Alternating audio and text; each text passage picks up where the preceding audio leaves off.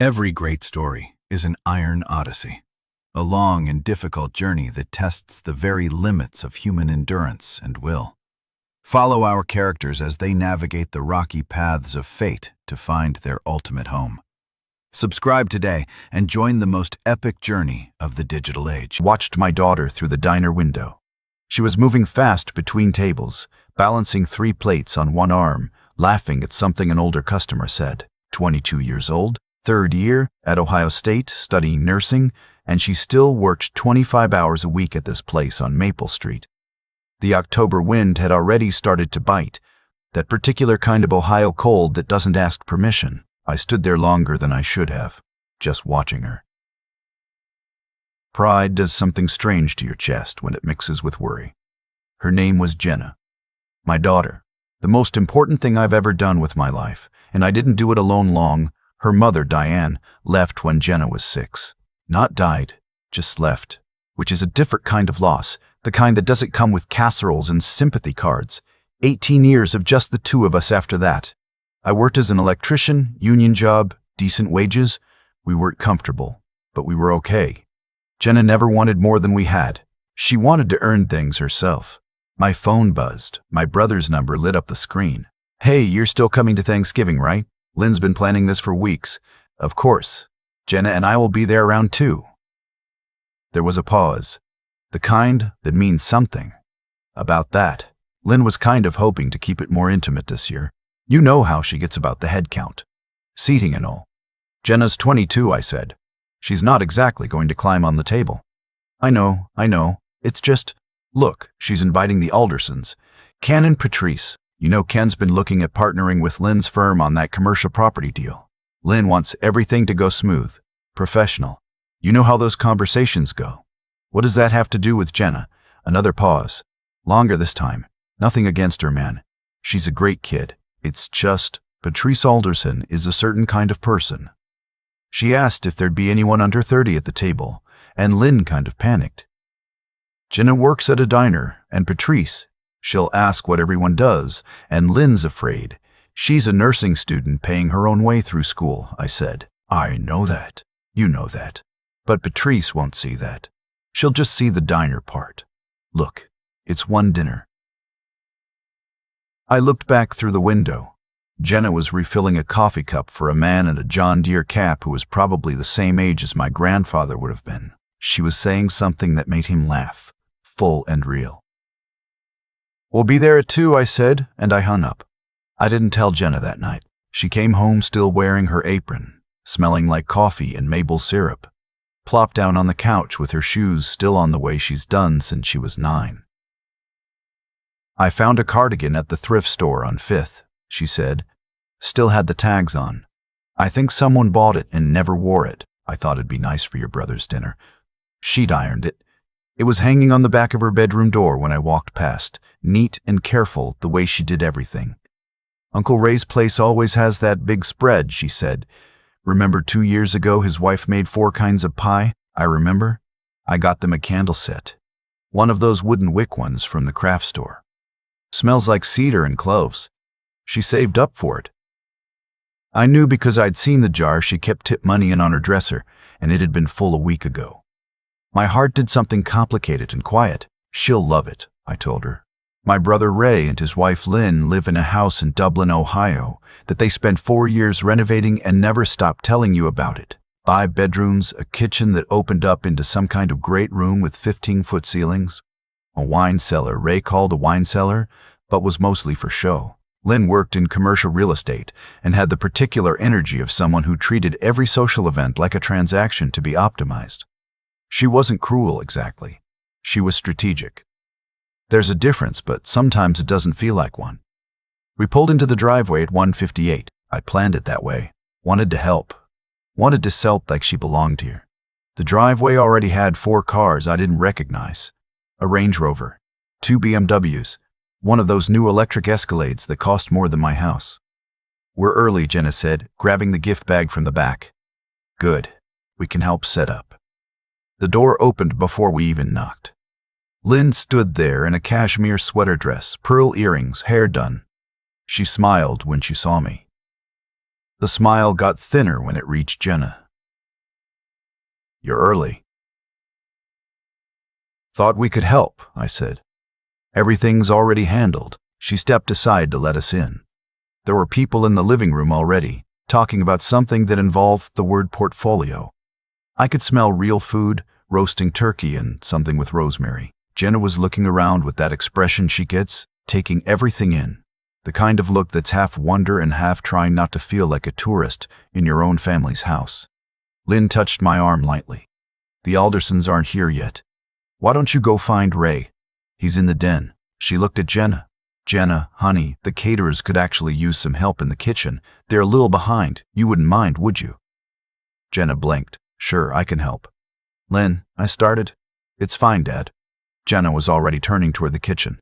"I don't mind." She walked away before I could say anything, and I stood there in my brother's entryway and did not follow her. That's the part I'm least proud of. Ray was in the den, watching the pregame. Still in his dress shirt, with the collar open, he looked up when I came in, and something flickered across his face. Guilt, maybe. Or the cousin of it. "Hey. Good. You made it." Lynn just sent Jenna to help the caterers. He rubbed the back of his neck. "Look, man, she drove 90 minutes to be here, Ray. She bought Lynn a gift with tip money." "I know. I hear you.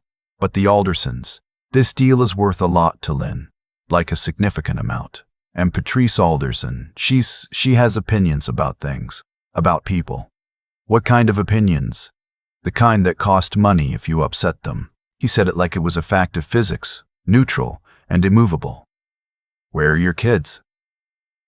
"Upstairs. Getting ready." Lynn hired a photographer for a family portrait before dinner. I looked at the wall across from me. Photos of Ray and Lynn at their vow renewal in Sedona, their daughter Madison at a horse show, ribbons everywhere. Their son Cooper at some golf thing in a polo shirt, squinting at the camera with the confidence of a boy who has never been told no. No photos of Jenna. No photos of me. Nothing from before Lynn. I turned and walked out of the den. I found the kitchen by following the sound of actual work.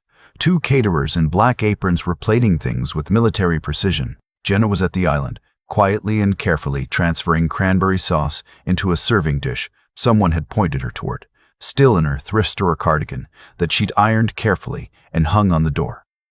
She looked up when she heard me. "Hey." I sat down on a stool across from her. "What happened?" "Nothing. They just needed help." She kept her eyes on what she was doing. One of the caterers gave her a slightly apologetic look and went back to the turkey. "Jenna." She set down the spoon. "Look, this isn't the first time. She does this, finds a job for me. Last Christmas she had me reorganizing the linen closet because she said it was getting cluttered. Before that she asked me to run to Kroger in the middle of dinner because she'd forgotten sour cream. I figured it was easier to go along." "How long has this been happening?" She looked at me the way you look at someone when you're trying to protect them from something. "Since she and Uncle Ray got married, mostly. I know how much Ray means to you." I didn't want to make it a thing. 5 years. She'd been smoothing this over for 5 years because she didn't want to cause me trouble. One of the caterers quietly picked up the cranberry dish Jenna had been working on and disappeared through the door. We were essentially alone. Last Easter, she introduced me to her friend as Ray's niece who waits tables, Jenna said. Not like it was just part of what I do, like it was all of what I am. And everyone at the table kind of nodded and turned back to their conversation. I wanted to say something big and right. What came out was quieter. "You know what your tips have paid for?" She almost smiled. "Your last 2 semesters of textbooks, your stethoscope, your certification fees. You know what most 22-year-olds in this country can't say? That they're doing it. Actually doing it. On their own." She wiped her eyes quickly, mad at herself for it. "I know who I am, Dad. I do. It's just, they're family, you know? It's supposed to be different with family." And there it was. The thing that makes these dinners hurt more than a stranger saying something, because family is supposed to know you, supposed to see the whole picture. And when they choose to see only the part that fits their purposes, it's a different kind of wound. "Come on," I said. "We're going into that dining room. Dad, we're going into that dining room." "Dad, we're going in." The Aldersons had arrived. Ken was a wide man with a good handshake and eyes that evaluated everything quickly. Patrice was thin and precise, the kind of woman who asks where you went to school the way other people say hello. The living room was full now, maybe 20 people, good clothes, the collective murmur of people who talk about money without worrying about it. Len appeared at my side almost immediately, touching my elbow with 2 fingers. "Dinner's starting. We should get everyone seated."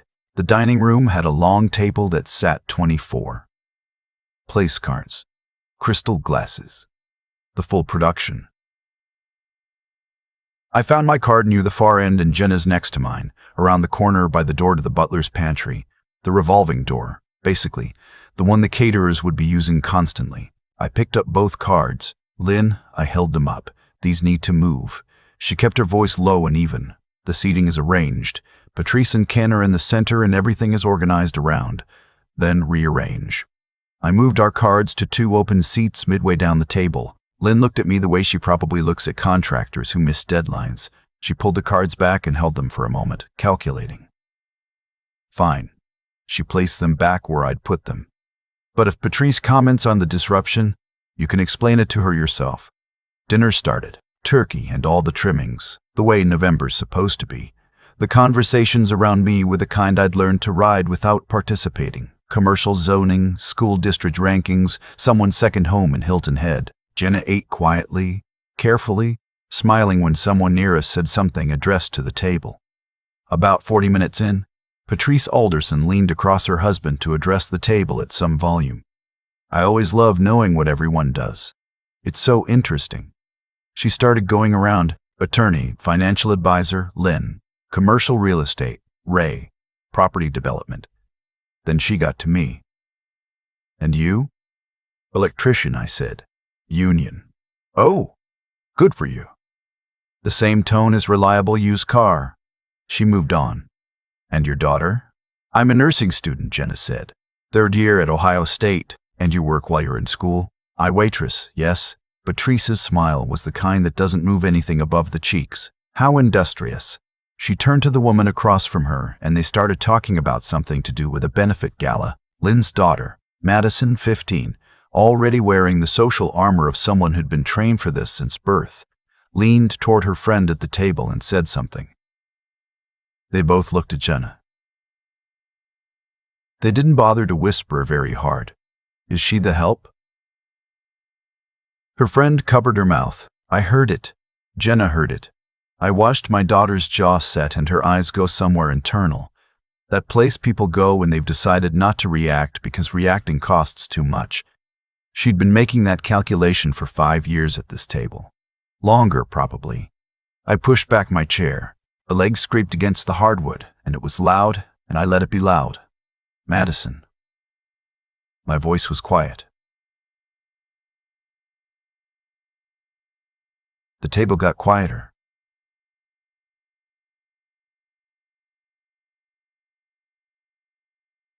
Table got quieter.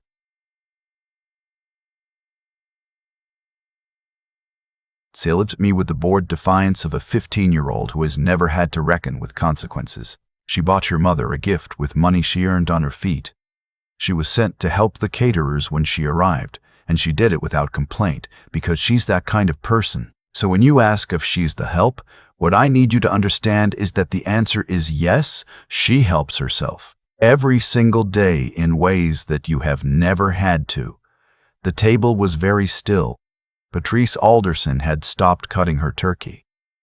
I looked down the table at Ray, my brother, 51 years old, who taught me how to tie my shoes, who drove me to the emergency room the night I dislocated my shoulder at 17, who cried at Jenna's birth more than I did. He was looking at his plate. I pushed back from the table and went to Jenna. I put my hand on her shoulder. "My daughter is in her 3rd year of a nursing program," I said to the room. "No performance to it, just information. She maintains a 3.8 GPA. She works 25 hours a week to cover her own tuition gap, her own books, her own expenses. She has done this without asking me for money she knew I didn't have to spare. When she graduates, she will go to work taking care of people, during the worst moments of their lives, and she will be extraordinary at it. I'm telling you this not because I need you to be impressed. I'm telling you because she has been sitting at the edge of this family for years. And I have been too slow to say this out loud. I looked at Lynn. I looked at Ray. Ray finally looked up. If the people in this room can't recognize what that kind of character is worth, then that's information I needed. And now I have it. I helped Jenna up. Lynn's voice came sharp behind us. If you walk out, don't expect. The centerpiece on the sideboard was a tall arrangement of dried wheat stalks and white pillar candles in a heavy glass hurricane vase. Lynn had been photographing it for Instagram for 2 weeks. I happened to know because Jenna had mentioned it. It was the kind of thing that takes an hour to arrange and looks like it cost $300, which it probably did. I set my hand on the side of the vase as we passed. I looked at Lynn. You have a beautiful home, I said. You just forgot to put anyone worth knowing in it. I tipped the vase off the sideboard. The dried wheat fanned across the floor. The hurricane glass landed with a sound like a gunshot.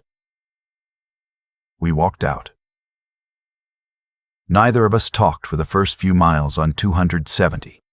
The Columbus skyline sat low on the horizon in the dark. Then Jenna said quietly, "That was the most embarrassing thing I've ever seen." I know. Also, it was incredible. I know that too.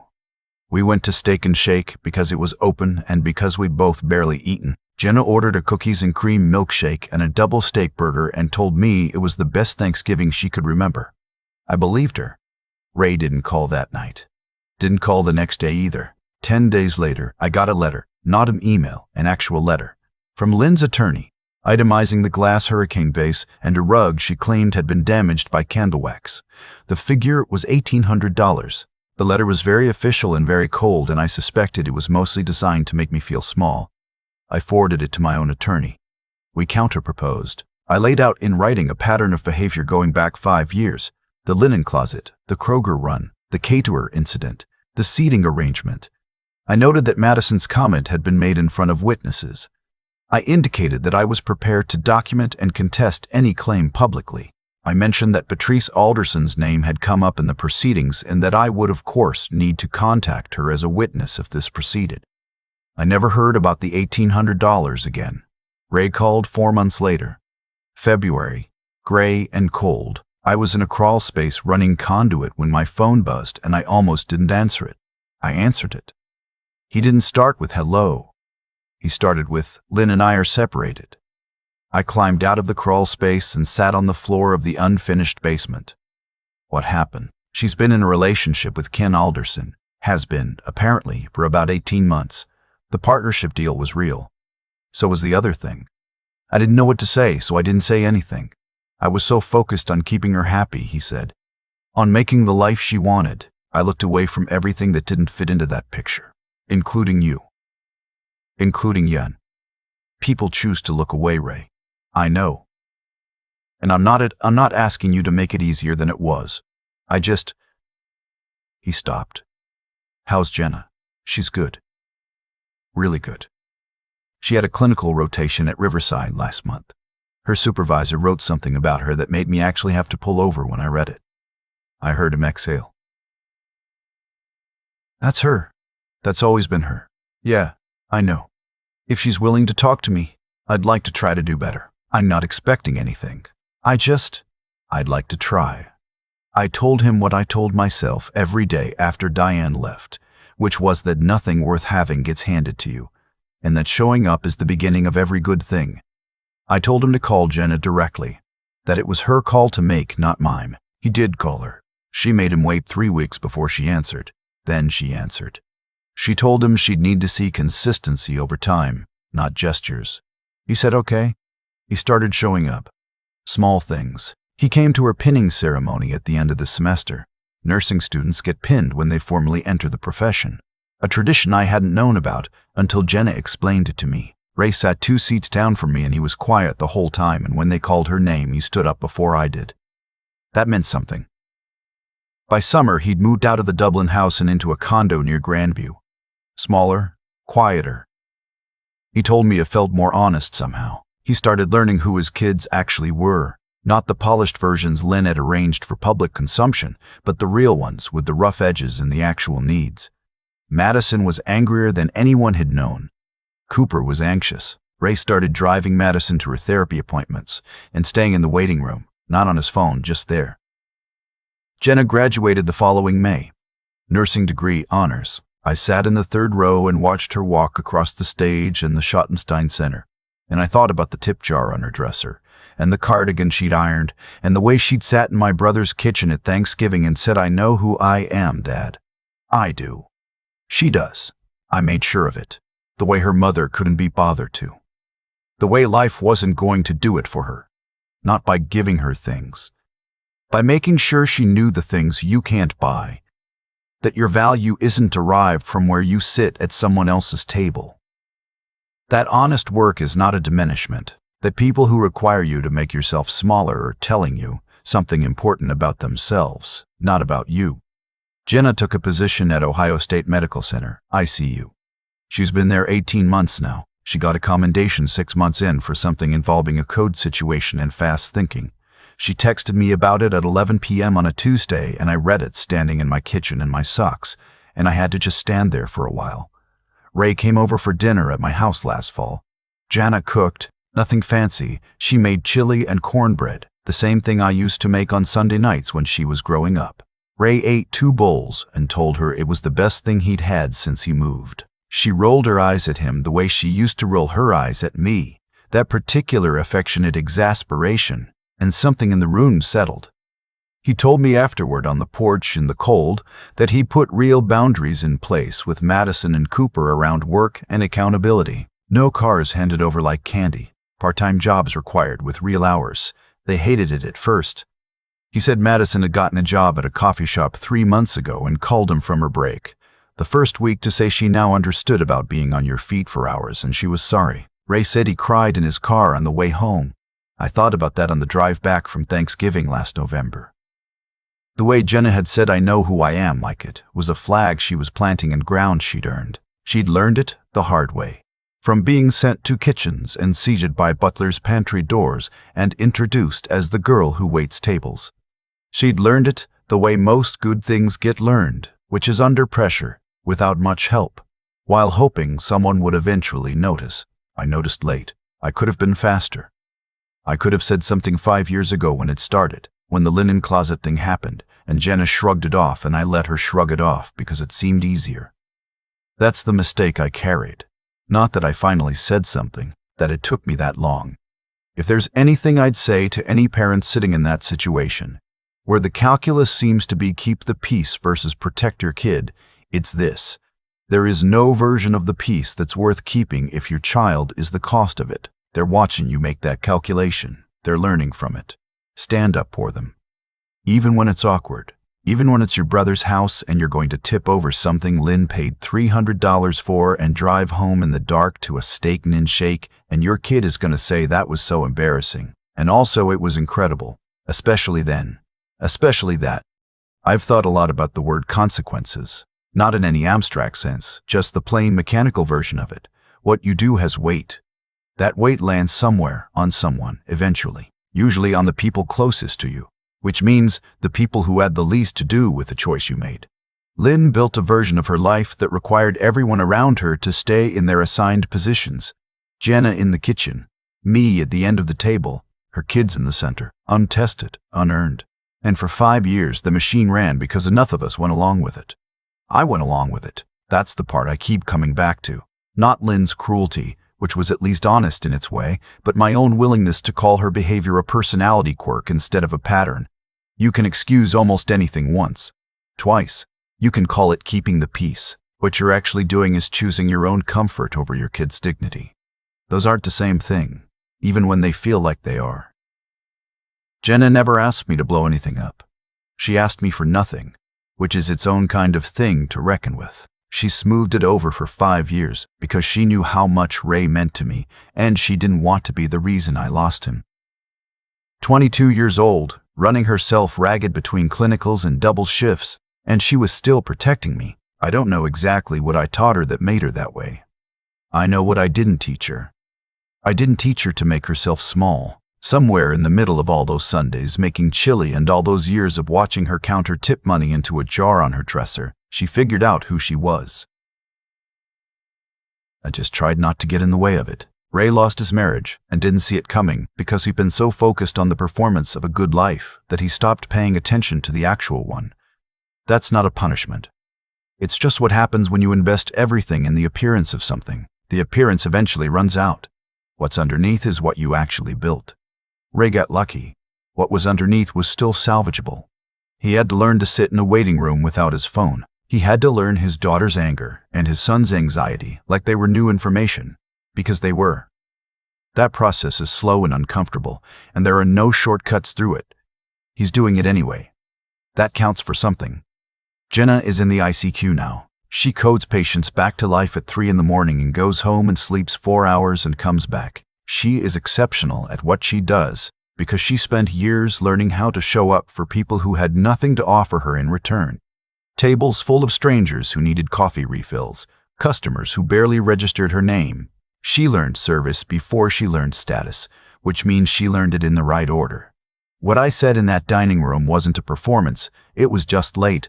I should have said it at the linen closet in the Kroger run and every Easter and Christmas before that one. If there's anything I actually learned, it's that the right thing and the convenient thing almost never show up together, and waiting for them to align is how 5 years go by. Your kid is watching every time you choose convenient. They're filing it away. Be careful what you teach them to accept.